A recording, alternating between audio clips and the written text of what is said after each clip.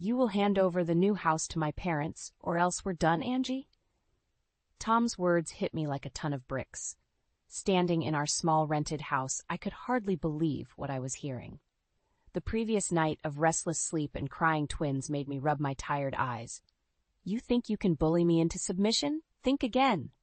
I snapped, voice shaking with anger as I held Sophie in one arm and steadied Ethan in his high chair. I'm trying to save this family from your selfishness, Tom said, stepping closer, his face flushed. The tension was thick. I remembered the day Sarah, my sister, died in that car crash, leaving her 2 babies to me. And now, raising them with Tom was turning into a nightmare. I looked at him, the younger man I once adored, now a stranger demanding impossible sacrifices. Selfishness? I work every day to make sure these babies have a home and a future, I retorted, my heart pounding in my chest. Tom sneered. And yet you think buying that new house was a good idea, all while we're stuck in this dump. The twins whimpered, sensing the hostility. I softened, trying to mask my despair for their sake. Because it was supposed to be our way out, Tom, for Sophie and Ethan to provide them space to grow, not for your parents. He crossed his arms. They helped us with the down payment. That house wouldn't even exist if it weren't for them. I exhaled deeply, trying to connect to some sense of calm. This was a man who had once held me tenderly, who had promised to be a father to my sister's children. You know that's not true, I said, leveling my gaze. I sold my car and worked overtime for that money. Your parents just tagged along. There was a brief silence, broken only by Ethan babbling. It took me back to nights where Sarah and I shared our dreams, the sisterly bond now replaced by this insidious daily strife. Tom glanced at the clock, irritation creasing his brow. I'm late for work. We'll talk about this later. As he grabbed his coat and stomped out, slamming the door behind him, I sank into a chair, holding Sophie close. The sudden tragedy that brought these twins under my wing had stripped life of its former simplicity. Sarah's laughter, her plans for the future with her kids now seemed like distant echoes. Mama, little Sophie mumbled, tugging at my shirt. I forced a smile. Yes, sweetheart, I'm here. It was hard to mask the brewing storm inside. The day Tom and I met, he was a breath of fresh air, a promise of support in raising Sarah's twins. But now, his demands and his parents' overbearing nature threatened the fragile life we were building. Briefly, I thought back to Sarah, her vibrant energy and unyielding spirit. She wouldn't have let anyone overshadow her dreams. I could almost hear her encouraging me to stay strong. But confronting Tom meant facing a war on multiple fronts, his domineering parents, and perhaps the love that was supposed to bind us. I sighed, cradling Ethan, who was dozing off. We'll figure this out, my loves, I whispered to the twins. I won't let anyone take away what belongs to us. As I started preparing breakfast, chopping vegetables with determined strokes, I knew this battle was far from over. Tom's words echoed in my mind, but they fueled a fire within me. For Sophie and Ethan, I had to stand my ground, no matter the cost. Tom's footsteps echoed outside as I sat at the kitchen table with a cup of coffee. I tried to push our argument away, focusing on the day ahead. Raising twins in this cramped space was a daily challenge, but I kept my hope alive with the thought of our new house. The door creaked open, and Tom's parents, Helen and Richard, walked in unannounced. Helen's eyes scanned the living room judgmentally as she set her purse down. Why waste time keeping this place tidy, Angela? She asked, her tone sweet but condescending. I forced a smile. Good morning, Helen. Richard, can I help you with something? Helen ignored my question and picked up Ethan, who was playing with a toy on the floor. You can't handle this alone, Angie. You need help, real help. Richard nodded in agreement, his face stern. Tom said you're still against moving into our house. Because we need our own space, I replied, trying to keep my tone civil. It's important for Sophie and Ethan to have stability. Helen scoffed. Stability? In this dump? We have a large house with plenty of space. Plus, we know how to raise children. Isn't that right, Richard? Absolutely, Richard said. Plus, this isn't about you. It's about the children needing a proper home. I sighed, holding Sophie close. I appreciate your offer, but we need to make our own decisions. This situation is temporary. We'll move into the new house once it's ready. Helen's smile vanished. That house should be ours. You're being stubborn and selfish, Angela. The insult stung, but I held my ground. I will do what's best for Sophie and Ethan. If Tom thinks your house is better, that's something we need to discuss. Helen's face hardened. Discuss it with Tom? You mean let him order you around? Follow his lead or risk your family falling apart? Is that what you want? I want what's best for the twins, I replied, feeling my voice waver slightly. We need to maintain our family unit, not break it apart under pressure. Helen and Richard exchanged glances. They weren't used to resistance. We'll see about that, Richard murmured as they gathered their things and marched out. The door closed, leaving a heavy silence. Later that evening, Tom sat at the kitchen table, looking more worn out than usual. I placed a plate of reheated lasagna in front of him. We ate in silence until I finally spoke. Your parents came by this morning. They want us to move in with them again. Tom put down his fork and sighed. It would solve a lot of our problems, Angie. We can't keep living like this. Moving in with them will create more problems, I said firmly. We need to focus on creating a stable environment for our children in our new house. I won't let your parents dictate our lives. Tom's eyes darkened with frustration. You don't understand. This isn't just about you. It's about making sacrifices for family. I have made sacrifices, I snapped. You think I took this all on for myself? I lost my sister. I'm raising her kids. I won't lose myself to your parents' control. He stood up abruptly, glaring at me. Then you're the one tearing this family apart. Your stubbornness will be our downfall. Fighting back tears, I took Sophie and Ethan to their room, leaving him alone with his anger. As I rocked the twins to sleep, I knew I had to stay strong. This was our fight, not just mine. For their sake, I had to make sure we built a future on our terms, not dictated by Tom's parents. Moving into Tom's parents' house felt like stepping into an unending nightmare. Boxes still unpacked, I carried Sophie into the living room, following Helen's terse instructions. Put her down there, Angie, Helen ordered, pointing to a spot on the rug. My way's better for the children, you'll see. I nodded, masking my reluctance. Richard barged in, a cigarette dangling from his lips.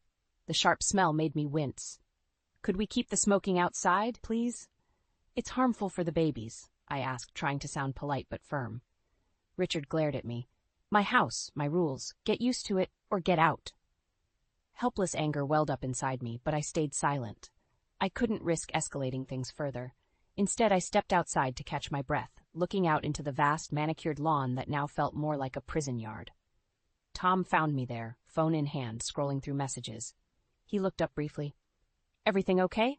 No, Tom? It's not okay, I replied, keeping my voice low. Your dad's smoking inside. It's bad for the kids. He shrugged, barely meeting my eyes. You know how he is. Just let it go. Let it go? These are our children, Tom, I shouted, unable to contain my frustration. He sighed. You need to adapt, Angie. They're offering us a home and support. Stop making everything so difficult. Stop making it. I stopped myself, took a deep breath, and just walked away. Inside, Helen had taken over the kitchen, barking orders at me while cooking a complicated dinner. Chop those vegetables. Faster, Angie. I bit my tongue and focused on the carrots, feeling her eyes bore into me. Sophie and Ethan, seated in high chairs, seemed more fussy than usual, probably picking up on the turmoil around them. After dinner, Helen cornered me in the hallway. You need to understand that you're under our roof now. You better pull your weight. Do you think I'm not contributing? I asked, trying to keep the venom out of my voice. Raising 2 children, maintaining a job as a graphic designer, that's not enough? Helen's face twisted in anger. You're disrespectful and ungrateful. Tom deserves better. As she walked away, my hands trembled from restrained rage. There were no allies here, no sanctuary. I was a prisoner behind every smiling face and condescending remark. That night, I found Tom in our room, lying on the bed with his eyes closed. We need to talk, I said, shutting the door behind me. He sat up slowly. About what now? This situation. It's intolerable, I said, voice cracking. Your parents overstep every boundary. We need to leave. Tom frowned. Leave? To where? You know we can't afford another place right now. We have the new house, I reminded him, heart pounding. He shook his head. Not without my parents' help, and you're the one who drove them away. My patience snapped. No, Tom. You've allowed this to happen. You've let them control every aspect of our lives. This isn't what we signed up for. He stood, towering over me. Maybe you're not cut out for this family, Angie. A tear escaped my eye, but I wiped it away quickly. I guess we'll see about that. The following days were a blur of tension and unease. Helen's constant criticisms, Richard's smoking, Tom's indifference, it all built up like pressure in a boiling pot. I knew I couldn't allow this toxic environment to poison Sophie and Ethan's upbringing. Every moment in this house strengthened my resolve. I had to find a way to break free, no matter the cost. Every day felt like a test of endurance. Juggling house chores dictated by Helen, dealing with Richard's constant indoor smoking, and facing Tom's growing apathy drained every bit of strength. My desire to fight back strengthened as the days dragged on. One evening, after a particularly rough day at work, I noticed the familiar scent of cigarette smoke as soon as I walked in. Richard was in his usual chair, puffing away like a king on his throne. Unable to take it anymore, I approached him. "Richard, your smoking is harming the kids," I said, trying to stay calm. "Please, no smoking inside." Richard's eyes narrowed as he blew out a cloud of smoke. "This is my house, Angela. You don't like it, leave." I clenched my fists, anger bubbling up, but I held back, knowing a direct confrontation wouldn't help. Later that night, Tom walked in, looking more exhausted than usual. "We need to talk," I began, voice low but firm. He placed his briefcase on the table. "Go ahead." "This can't go on. Your parents control everything, and it's hurting Sophie, Ethan, and me," I said, barely keeping my frustration in check. Tom sighed, rubbing his temples. "You always make it sound so dramatic, Angie. They're just trying to help." "Help by suffocating any sense of independence we have? By disregarding our children's health?" My voice rose despite my attempts to stay calm. Tom stood up straight, eyes cold. "You're overreacting again. Maybe you just can't handle being part of a real family." "Is this what you call a real family? Because it feels like a prison," I retorted, my voice breaking. He stared at me, a mixture of frustration and disappointment. "If you can't accept how things are, maybe you should leave." I couldn't believe my ears. Forcing me out instead of standing up for us? For our kids? Tom's silence was all the answer I needed. Realizing I had to take control, I turned and walked out of the room, my heart heavy but my resolve hardening. The next few days were filled with increasing tension. Helen's micromanagement, Richard's smoking, and Tom's indifference became unbearable. One evening, after Helen criticized the way I bathed Sophie, I reached my breaking point. Tom was in the living room, scrolling through his phone. I marched over. "You're letting your parents run our lives. This isn't what I signed up for," I yelled, feeling my control slip. Tom looked up, clearly annoyed. "Maybe you're not cut out for this family, Angie." For a moment, all I could do was stare at him, stunned. "You're right," I whispered finally. "I need to be somewhere I can be strong for Sophie and Ethan, and this isn't it." Packing a few bags quickly, I took the twins and headed for the door. Helen and Richard watched, whispering and smirking as I passed. Tom didn't even try to stop me. Back in our old rented house, I sat in the empty living room, feeling a mixture of despair and relief. I was breaking free from the suffocating grip of Tom's family. It was time to reclaim my life and protect my children from the toxic influences that almost tore us apart. Tomorrow, I would file for divorce. As I tucked Sophie and Ethan into their cribs, I kissed their foreheads softly. "We're going to be okay," I whispered. "Mama's going to make sure of it." With a deep breath, I looked around the empty room. It felt like home again. For the first time in a long while, I felt a glimmer of hope. We were starting over. And this time, no one would take that from us. The next morning, the quiet of the empty house was almost unbearable. Sophie and Ethan were asleep, allowing me a rare moment of peace. Sitting at the kitchen table, I dialed Tom's number, bracing myself for the inevitable showdown. "Angie," he answered, his voice thick with annoyance. "Tom, you need to know," I started, my voice shaking. "I'm filing for divorce, and I want the house back." There was a bitter laugh on the other end, one that didn't surprise me. "Good luck with that, Angie. I already sold the house. It's gone." His words felt like a punch to the gut. "What did you do?" I whispered, stunned. "I used the money for us," he said flatly, as if it was the most reasonable thing in the world. "For our family, Angie. Too bad you can't see it." Rage swept over me, but I forced myself to stay calm. "You had no right. Return that money now." "It's too late," Tom replied coldly. "You walked away. This is the consequence." I hung up, my hands trembling. Filing for divorce wasn't just an option anymore. It was a necessity. Later that day, I met with Mike, my lawyer, in his downtown office. He was a tall man with a commanding presence, someone you wanted on your side. He listened intently as I outlined everything. "You have a strong case, Angie," he said, jotting down notes. "Start by documenting everything. We'll also file for an emergency hearing to get the house situation sorted." "Thank you, Mike," I said, feeling a glimmer of hope. Back in my car, I took a deep breath. There was no time to waste. I called Tom's parents, knowing it would be another battle. Helen picked up, her voice immediately grating on my nerves. "Helen, I need to talk to Tom. He sold the house and I need to know where the money is." "He did what's best for the family, Angela," she snapped. "Stop being ungrateful and accept reality." "My reality is ensuring my children have what they need," I said firmly. "Tell Tom this isn't over." I hung up before she could respond. The next few days were a blur of paperwork and legal meetings, each step making the fight for my children and our future more real. Mike worked tirelessly, and slowly, progress was made. One evening, as I tried to unwind with a cup of tea, my phone rang. It was Tom. "You've destroyed any chance at reconciliation," he spat.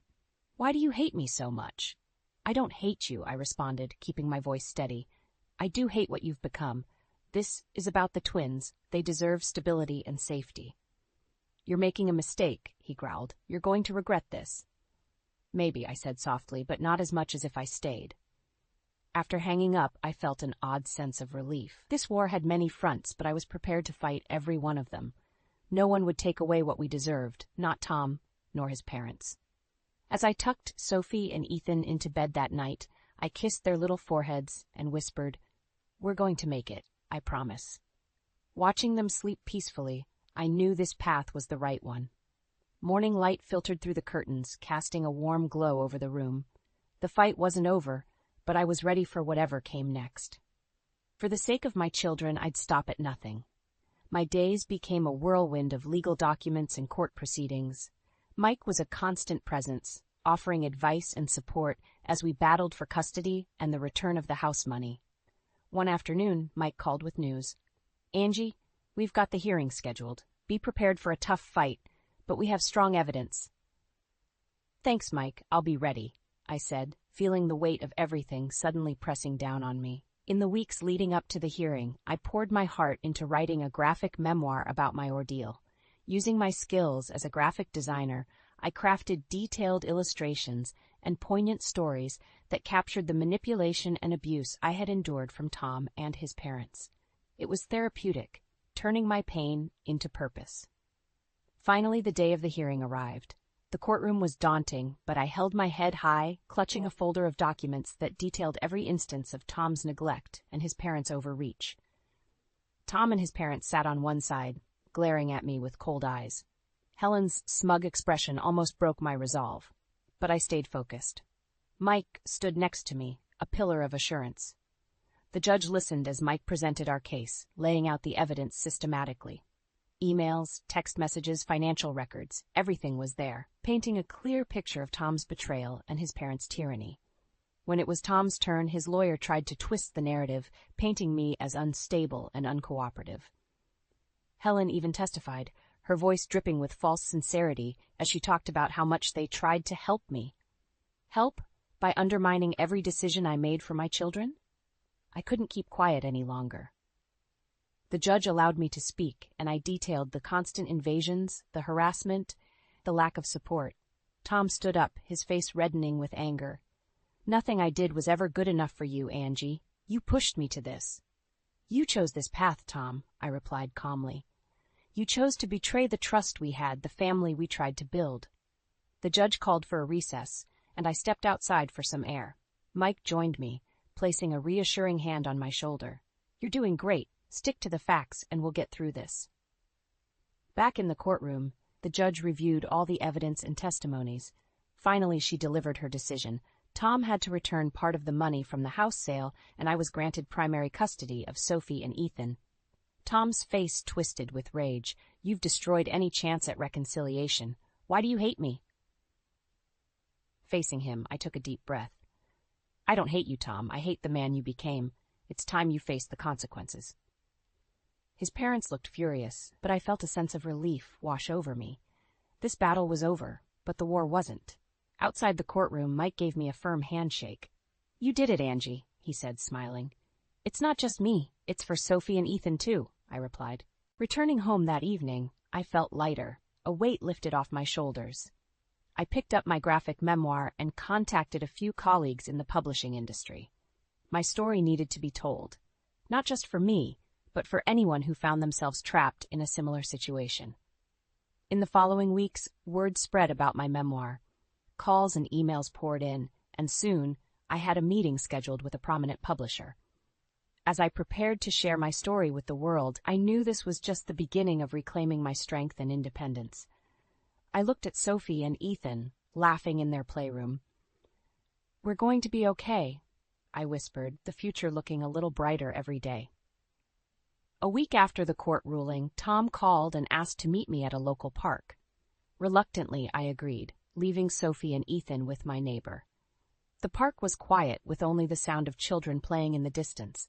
Tom was already there, pacing restlessly under a large oak tree. He didn't waste time. "We need to talk, Angie." "I'm listening," I replied, crossing my arms defensively. "Look, Angie," he started, running a hand through his hair. "Can't we find a way to make this work, for the sake of the twins?" "Make what work, Tom? You've already sold the house and betrayed my trust. This isn't about us anymore. It's about doing what's best for Sophie and Ethan," I said, my voice steady. He sighed, a mix of frustration and desperation in his eyes. "I know I messed up, okay? But I can't lose them. We need to come to some agreement." I shook my head, feeling the old pang of pain mixed with the strength I had gained. "You should have thought about that before siding with your parents against us." Tom took a step closer, his voice softening. "I'm sorry, Angie. Please, let's fix this." I stood firm. "Words aren't enough, Tom. You made your choices, and now you have to live with them." The desperation in his eyes turned to anger. "Even if that means tearing this family apart, you're really going to do this?" "I'm doing this for the twins and for myself," I said firmly. "I won't live in a toxic environment because of your decisions." Tom's shoulders slumped. "You can't mean this. Think of the twins." "I am thinking of them. That's why I'm ending this now," I said, feeling a sense of finality wash over me. Realizing there was no changing my mind, Tom nodded slowly. "Okay, Angie, you win." It didn't feel like winning. It felt necessary. Watching him walk away, I felt a strange mix of relief and sadness. This chapter of my life was closing, but it was necessary for the well-being of my children and myself. Back at home, I finalized the divorce papers, feeling a sense of closure with each signature. The following weeks flew by in a blur of legalities and preparing for our new life. I found a cozy house in a supportive community, a place where we could truly start fresh. The moving day came quickly. As I unpacked boxes in our new home, Sophie and Ethan played in the garden, their laughter echoing through the warm afternoon air. This was a place of peace, a stark contrast to the oppressive environment we had left behind. One evening, as I watched the twins sleep in their new room, I felt an overwhelming sense of gratitude and resolve. My memoir was gaining attention, leading to public appearances and a resurgence in my career. Standing on stage at a book launch event, I shared my story openly. "This is for anyone who's ever felt trapped, who thinks they can't find a way out," I said, my voice clear and strong. "You can break free. You can rebuild." After my speech, an audience member approached me. "Your story is inspiring. Thank you for sharing it." "Thank you," I replied, genuinely touched. "It means a lot." Returning home from the event, I found Sophie and Ethan waiting for me. Their bright smiles were the reminder of why I had fought so hard. I knelt down, hugging them tightly. "We're going to be okay," I whispered. "This is our forever home, where we're safe and loved." Looking out at the twins playing in the garden, I smiled. The journey was hard, but we had emerged stronger. The future was bright, and together we would build a life filled with love, respect, and resilience. Life had a new rhythm. Waking up to the sound of Sophie and Ethan giggling, working on my graphic designs, and enjoying the safety of our new home. The air was lighter, filled with possibilities rather than dread. My memoir was officially published, and the response was overwhelming. Emails from other survivors of toxic relationships poured in, offering gratitude and sharing their stories. It was empowering, not just for me, but for everyone who felt seen and heard. One sunny afternoon as I was preparing lunch, the doorbell rang. I opened it to find Helen standing there, her face a mask of thinly veiled contempt. "What do you want?" I asked, keeping my voice steady. "I need to talk to you, Angela," she said, pushing her way inside without waiting for an invitation. Watching Sophie and Ethan playing nearby, I motioned for them to go to their room. "What is it?" "Tom's falling apart," she started, eyes narrowing. "He's lost his job, and it's because of you. You've ruined everything." "I've ruined everything?" I couldn't help but laugh bitterly. It was his choices that led to this. I'm finally rebuilding my life, and I'm not going back. She took a deep breath, trying to regain composure. "You need to speak to him. He wants to see the kids. No, not until he proves that he's changed and that he respects the boundaries set by the court." "You're a selfish woman, Angela," Helen hissed. "You always have been. You think you're better than us?" "It's not about being better. It's about protecting my children," I replied, feeling the anger simmer just below the surface. As she left, slamming the door behind her, I took a deep breath, trying to shake off the encounter. My phone buzzed with a message from Mike, "Meeting with publisher next week. They're excited." A smile crept across my face. Despite Helen's venom, life was slowly piecing itself back together. The following week, I walked into the publisher's office, a sleek downtown building buzzing with creativity. The meeting went exceptionally well, and they offered me a contract for my next book. My story wasn't just an ending. It was a new beginning. Returning home, I found Sophie and Ethan waiting for me at the door, their faces lighting up with joy. "Mommy's home." I scooped them up, their joy infectious. "Yes, I'm home. And guess what? We're going to celebrate tonight." We had a small party in the living room, just the three of us, eating pizza and dancing to silly tunes. It felt perfect. Simple, happy, full of love. Before tucking the twins into bed, I sat down with them. "You know, everything I do it for you too. To keep you safe and happy." "Love you, Mama," Sophie murmured, her eyes heavy with sleep. Ethan gave a sleepy nod. "I love you both so much," I whispered, kissing their foreheads. Sitting on the porch later, the cool night air wrapped around me like a comforting embrace. Tom and his parents had tried to break us, but in doing so, they had only made us stronger. The journey had been rough, but every step led us here, to a place where we could breathe, dream, and live freely. I looked out at the darkening sky, feeling a profound sense of peace. Our story was far from over. It was just beginning, and for the first time in a long time, I looked forward to every chapter. Together, Sophie, Ethan, and I would write our own story, filled with love, resilience, and the unshakable belief in our right to live life on our terms.